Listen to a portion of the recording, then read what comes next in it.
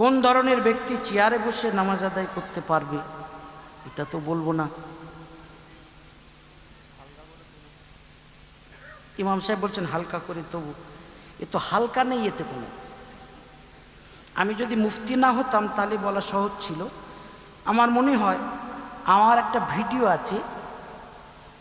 Video আছে ইউটিউবে, ওই ভিডিওটা দেখে নিলে সমস্যার সমাধান হয়ে যাবে। এখানে বললে অনেকে অসন্তুষ্ট হয়ে যাবেন। অনেকে বলুন হুজুর আমি তাহলে কি করব? মক্কা মদিনায় চেয়ার রাখা থাকে কেন? মক্কা মদিনায় চেয়ার রাখা থাকে, ওখানে কোনো জায়গায় লেখা আছে নাকি যে চেয়ারে বসে নামাজ পড়ার জন্য ওই চেয়ারগুলো? আরবদের কখনো দেখবেন না যে আরবরা চেয়ারে বসে নামাজ পড়ছে। আমি খুব ফলো করেছি, আরবরা সব করে না। যারা আমাদের দিক থেকে যায় এমনি চলছে, ঠিকঠাক আছে, সিঁড়ি ভেঙে উঠছে, সব ঠিক করছে। মসজিদে যেয়েই দেখো সব নষ্ট হয়ে গেছে। তো এখানে ফতোয়াটা না বললে বেশি ভালো হয়, কেননা আমরা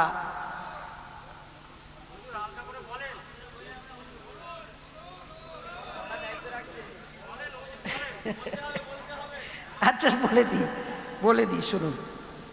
মানে আমাকে আজকের কেউ বলছিলেন, কেউ একজন এই মেটিয়াবুরু যে কোনো এক জায়গার একটা পাঁচিল ভাঙা নিয়ে বলছিলেন, এই পাঁচিলটা একজন মুফতি সাহেব বলেছেন যে ভাঙতে হবে, ভাঙা যাবে। আমি আর অত খুলে বলছি না, মেটিয়াবুরুজির ঘটনা। তো আমি বললাম যে ওই ফতোয়াটা আমাকে জিজ্ঞেস না করলে ভালো হতো, কেননা যিনি বলেছেন তিনি মুফতি নন, তিনি ওরকম কথা বলতে পারেন, কিন্তু আমরা ওই কথা বলতে পারি না। আমাদের বলতে গেলে একটু ভেবেচিন্তে কথা বলতে হয়। তো বলেন না আপনাকেই বলতে হবে। তো আমি একটা ডেট দিলাম যে অমুক দিন বলা যাবে, এর আগে হট করে কথাটা বলা যাবে না। কিভাবে বলতে হবে না হবে সেটা আমাকে ভেবে নিতে হবে, কেননা সব ডোজের ওষুধ সবাই নিতে পারে না। খুব ভালো করে মনে রাখবেন, মশলা হলো এই যে মানুষটি কোনো রকমে জমিনে কপাল রাখতে পারে। খুব সংক্ষেপে বলছি, আপনারা বলেছেন হালকা করে বলতে। যে মানুষটা কোনো রকমে জমিনে মাথা রাখতে পারে, অর্থাৎ সেজদা করতে পারে, ওই মানুষটার জন্য চেয়ারে বসে সেজদা তরক করে নামাজ পড়ার অনুমতি নেই। কেননা নামাজের রূহ হচ্ছে সেজদা। এই কপালটা জমিনে রাখা এটা হচ্ছে রূহ। সুতরাং আপনি মাটিতে বসে সেজদা করুন। বসতে পারেন না, পা একদিকে দেন, কোনো একটা লাইন আবিষ্কার করুন। যদি কোনো রকমে ওই মানুষটা কপাল মাটিতে রেখে সেজদা করতে পারে, ওই মানুষটার জন্য চেয়ারে বসে সেজদা তরক করে নামাজ পড়ার অনুমতি নেই। হ্যাঁ, যদি কেউ এমন হয় বসে বা শুয়ে কোনো রকমে কপাল আর মাটিতে রেখে সেজদা করতে পারছে না, তুলতে পারছে না, রাখতে পারছে না, এই মানুষটার জন্য অনুমতি আছে। আমাদের লম্বা ফতোয়ার শেষ অংশটা বলছি, যে উসুলের আলোকে আমরা কথা বলেছি। নামাজের ভিতরে যত ফরজ আছে তার মধ্যে 1 নম্বর ফরজ হচ্ছে, মানে সব থেকে গুরুত্বপূর্ণ হচ্ছে সেজদা। সুতরাং যে মানুষটা কপাল মাটিতে রাখতে পারে, কোনো রকমে মাটিতে বসে পা একদিকে রেখে, পিছনে রেখে, এদিকে রেখে, কাবার দিকে রেখে, কোনো রকমে যে কপালটা মাটিতে রাখতে পারে, ওই মানুষটার জন্য চেয়ারে বসে সাজদা তরক করে নামাজ পড়ার অনুমতি নেই। এই হিসেবে আপনারা বুঝে নেবেন। কেউ যদি বলে হুজুর মাটিতে বসতে পারবো না, কোনো উপায় আমার নেই, কোনো রকমে মাটিতে আমি সেজদা দিতে পারবো না, তাকে বলবো ঠিক আছে আপনি চেয়ারে বসুন, এ হালকা করে দিলাম। অনেকে বলে যে তাহলে মক্কা মদিনায় কেন রাখা আছে? আরে মক্কা মদিনায় আপনার জোহর থেকে আসর পর্যন্ত, আসর থেকে মাগরিব পর্যন্ত 3 ঘন্টা 3.5 ঘন্টা পর্যন্ত টাইম থাকে। আমরা নিজেরাও হারামাইন শরীফাইনে চেয়ারে বসে কখনো কোরআন মাজিদ পড়ছি, কখনো কাবা দেখা ইবাদত, চেয়ারে বসে বসে কাবা দেখছি। নামাজের সময় এলো, চেয়ারটা হটিয়ে দেওয়া হলো। আরবদেরও আমি লক্ষ্য করতাম, আরবরা চেয়ারে বসে নামাজ পড়ে না, যেই নামাজের সময় আজ গুটিয়ে দেয়, এমনি টাইমে চেয়ারে বসতে পারে। কিন্তু আমাদের যারা অনারব এদিক থেকে যায়, ওরা মনে করে চেয়ারগুলো রেখেছে চেয়ারে বসে নামাজ পড়বে মাজুরদের জন্য, এরা চেয়ারে বসে নামাজ পড়ে। সেই জন্য সতর্কতা অবলম্বন করা দরকার। কোন ধরনের মাদ্রাসায় জাকাতের টাকা দেওয়া চলবে? যে মাদ্রাসাগুলোতে গরিব এতিম বা আবাসিক ছেলেরা থাকে সেই মাদ্রাসাগুলোতে দেবেন। কোনো মাদ্রাসায় আবাসিক ছেলে যদি না থাকে, খাওয়া দাওয়ার ছেলে যারা স্থায়ীভাবে ওখানে আছে, গরিব এতিম ছেলে নেই, তো আপনি সেখানে দিতে পারবেন না। এছাড়া যদি কোনো মাদ্রাসাওয়ালারা জাকাত চায় আর আপনার মনে সন্দেহ আসে, আপনি জিজ্ঞেস করে নিতে পারেন যে এটা কিন্তু জাকাতের পয়সা। আপনারা আলিম উলামা মশলা ভালো জানেন, যদি জাকাতের জায়গায় ব্যবহার করেন, মাদ্রাসায় যদি জাকাতের জায়গায় ব্যবহার হয় তো দেব, অন্যথায় বলুন। এটা জিজ্ঞেস করতে পারেন। জাকাতের পয়সা আপনি বলে দেন যেন জাকাতের জায়গায় তারা ব্যবহার করেন। কিন্তু যেটা এখানে জিজ্ঞেস করা হচ্ছে কোন ধরনের মাদ্রাসায় জাকাতের টাকা দেয়া চলবে, যেখানে আবাসিক ছাত্র আছে, গরিব এতিম বাচ্চারা আছে, সেখানেই দেওয়া যাবে। মসজিদে কোনো সরকারি প্রকল্প চলবে কি? না, চলবে না। আর কিছু? যে ব্যক্তি আজান দেয় এবং তকবির দেয় তার প্রতি যদি মুসল্লিদের সন্দেহ থাকে তাতে নামাজে কোনো অসুবিধা হবে কি? যে ব্যক্তি আজান দেয় তকবির দেয়, ইমামের প্রতি না বরং মুয়াজ্জিনের উপরে মুসল্লিদের সন্দেহ আছে। সন্দেহ বলতে কি, এটার ব্যাখ্যা নিতে হবে। সন্দেহ কিসের সন্দেহ?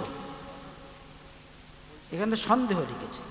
অসন্তুষ্টটা কোনো ব্যাপার নয়, কেননা ইমাম সাহেব মহল্লার সকলকে সন্তুষ্ট করবেন বা মুয়াজ্জিনদের থেকে সবাই সন্তুষ্ট থাকবে, এটা অন্তত আজকের জামানায় সম্ভব না।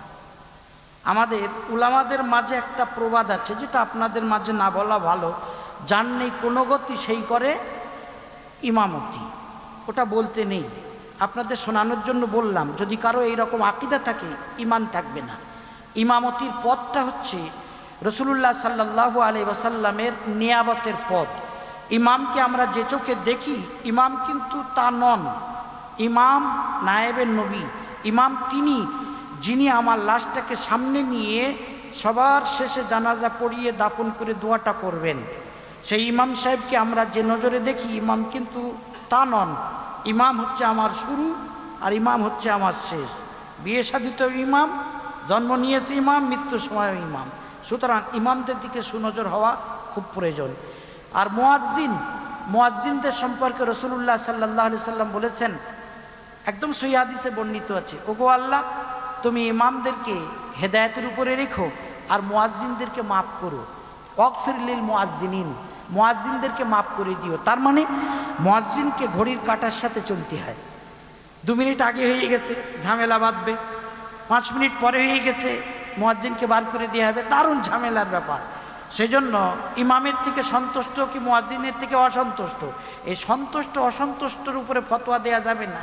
কি জন্য অসন্তুষ্ট, ইমামের দোষটা কি, মুয়াজ্জিনের দোষটা কি, কোনো হাক্কানি মুফতি সাহেবের কাছে সেটা রেখে তারপরে ফতোয়া চাইতে হবে যে ইমাম সাহেব এই কাজ করেন আর মুয়াজ্জিন এই কাজ করেন, সুতরাং এই মুয়াজ্জিন চলবে না, চলবে না। আচ্ছা, আর কিছু? ও ইমাম ভাতা প্রকল্প মানে ইমাম ভাতা, অসুবিধে কি? মসজিদে চলবে বলেছেন তো মসজিদ তৈরি করা, মসজিদ পরিচালনার ব্যাপারে থাকছে। ইমাম ভাতায় অসুবিধে হলে তো এতদিন লড়াই কি জন্য করেছেন? ইমাম ভাতায় কোনো অসুবিধে নেই। এ তো হয়ে গেছে, দুটো সবগুলো হয়ে গেল। দোয়া করে দিই। প্রাণ সাবালক হয়ে গেছে কিন্তু দাড়ি ওঠেনি, তার পিছনে নামাজ আদায় করতে কোনো অসুবিধা আছে কি? দেখুন, ইমাম হওয়ার শর্ত হলো বালেগ হওয়া। বালেগ হওয়ার ঊর্ধ্ব বয়স 15 বছর। 15-র আগে ছেলে 15-র আগে বালেগ হতে পারে, কিন্তু বালেগ হওয়ার ঊর্ধ্ব বয়স হচ্ছে 15 বছর। 15 বছর হয়ে গেছে, দাড়ি উঠুক না উঠুক আপনি তাকে ইমাম বানাতে পারেন। এটা হচ্ছে জায়েজ না জায়েজের ব্যাপার। কাকে ইমাম বানানো উত্তম ও মসলা আলাদা। ইমাম যত বয়োবৃদ্ধ হবে, বয়স্ক হবে, ইমাম যত মুত্তাকি পরেশগার হবেন, ইমাম যত ভালো কোরআন জানবেন, ইমাম যত বড় সাহেবে ইলম হবেন ততই ভালো। কিন্তু যদি বালেগ হয়, হাফিজে কোরআন হয়, বালেগ মানে 15 বছর হয়ে গেছে, আপনি তার পিছনে ইক্তেদা করতে পারেন, তাকে ইমাম বানাতে পারেন, জায়েজ আছে। ওটা পারার কথা, কিন্তু যত বয়স্ক হবে, যত তার তাকওয়া পরেজগারি বেশি থাকবে, ততই ভালো। কিন্তু জায়েজ আছে 15 বছর হলে তার পিছনে ইক্তেদা করা। আল্লাহুম্মা সাল্লি আলা মুহাম্মদ ওয়া আলা আলি মুহাম্মদ কামা সাল্লাইতা ওয়া সাল্লামতা ওয়া রাহমতা আলা ইব্রাহিম ওয়া আলা আলি ইব্রাহিম ইন্নাকা হামিদুম মাজিদ। আল্লাহুম্মা বারিক আলা মুহাম্মদ ওয়া আলা আলি মুহাম্মদ কামা বারাকতা আলা ইব্রাহিম ওয়া আলা আলি ইব্রাহিম ইন্নাকা হামিদুম মাজিদ। রব্বানা আতিনা ফিদ দুনিয়া হাসানাতাও ওয়া ফিল আখিরাতি হাসানাতাও ওয়া কিনা আযাবান নার।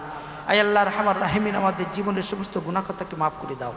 আল্লাহ আল্লাহ এই 4 জন হাফিজে কোরআনের ওসিলায় আমাদের উপস্থিত সমস্ত নারী পুরুষ ছোট বড় সকলকে তুমি মাফ করে দাও। ইয়া আল্লাহ, আমাদের মা বাপ দাদা দাদি নানা নানি শ্বশুর শাশুড়ি মাতৃ পিতৃকুলে যারা যেখানে শুয়ে আছে আল্লাহ তুমি তাদের সকলকে মাফ করে দাও। তাদের কবরকে নূরে ভরে দাও, তাদের কবরকে জান্নাতের বাগিচা বানিয়ে দাও। আয় আল্লাহ, এই 4 জন হাফিজে কোরআনকে কবুল করে নাও। আল্লাহ, এদের মাথায় আমরা পাগড়ি পরিধান করিয়ে দিয়েছি। আয় আল্লাহ, তুমি এই সম্মানের পাগড়ির হেফাজত করার তৌফিক এদেরকে দিও। তোমার কোরআনের খেদমতের জন্য এদেরকে কবুল ও মঞ্জুর করে নিও। আয় আল্লাহ, যাদের প্রচেষ্টায় এরা হাফিজে কোরআন হয়েছে আল্লাহ তুমি তাদেরকে উত্তম বিনিময় দান করো। যারা অর্থ দিয়ে, সময় দিয়ে, বুদ্ধি দিয়ে, শ্রম দিয়ে আল্লাহ এদের পিছনে মেহনত করেছে আল্লাহ তুমি তাদেরকে ভরপুরভাবে কবুল করো। আল্লাহ এমনি করে যত মসজিদ মাদ্রাসা খানকা মার্কাজ আছে সবগুলোকে কবুল করো। ইয়া আল্লাহ রহমান রাহিমিন, যাদের সহযোগিতায় মাদ্রাসা চলে আল্লাহ তুমি তাদের কারবারে ব্যবসা বাণিজ্যে খুব বরকত দান করো। আয় আল্লাহ, গোটা গার্ডেন রিচের মানুষদের ব্যবসা বাণিজ্যে বরকত দান করো। এ আল্লাহ, সুদ ব্যাস থেকে আমাদেরকে বাঁচার তৌফিক দান করো। সততার সাথে ব্যবসা বাণিজ্য করার তৌফিক দান করো। আয় আল্লাহ আল্লাহ, এই মাদ্রাসা মনিরুদ্দিন ইসলামিক মিশনকে কবুল করো। কিয়ামত পর্যন্ত জারি সারি রেখে দিও। আল্লাহ, এই প্রতিষ্ঠানের প্রতিষ্ঠাতা এবং যারা অর্থ দিচ্ছে আল্লাহ তুমি তাদেরকে ভরপুরভাবে কবুল করো। এমনি করে আমাদেরকেও প্রতিষ্ঠান পরিচালনার তৌফিক দাও। আয় আল্লাহ রহমান রাহিমিন, যে পথ ধরে তোমার মাহবুব বান্দারা তোমার কাছে পৌঁছেছে সেই পথ ধরে আমাদেরকে চলার তৌফিক দাও। আয় আল্লাহ, আমরা ভারতবর্ষের মুসলমানেরা বড় অসহায়, খুব পরেশান হয়ে আছি। আয় আল্লাহ, আমাদের মসজিদ মাদ্রাসা খানকা মার্কাজগুলোর হেফাজত করো, আমাদের অক্ষ সম্পত্তির হেফাজত করো, আমাদের ইমান আমলের হেফাজত করো। আয় আল্লাহ, ফিলিস্তিনের মুসলমানদের হেফাজত করো, গাজার মুসলমানদের হেফাজত করো। আল্লাহ, তোমার জমিন তোমার বান্দাদের জন্য প্রশস্ত করে দাও। ইয়া আল্লাহ, আমরা যারা হাত তুলেছি আমাদের সকলকে আল্লাহ তোমার মারজিয়াতের উপরে চলার তৌফিক দাও। তোমার হাবিবের সুন্নতের আলোকে জীবন গড়ার তৌফিক দাও।